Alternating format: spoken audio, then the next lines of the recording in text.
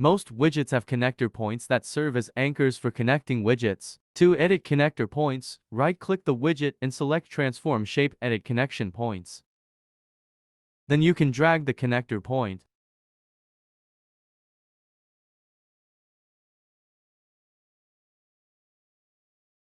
By default, the connection line follows the shortest path between two connector points, but you can manually drag the line to change it.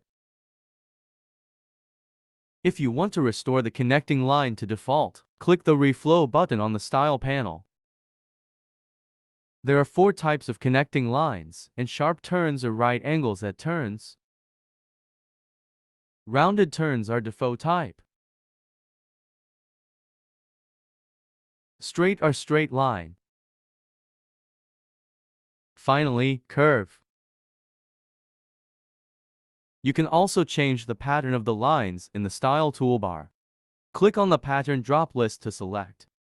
Click on the Arrow drop list to select the arrow head and tail.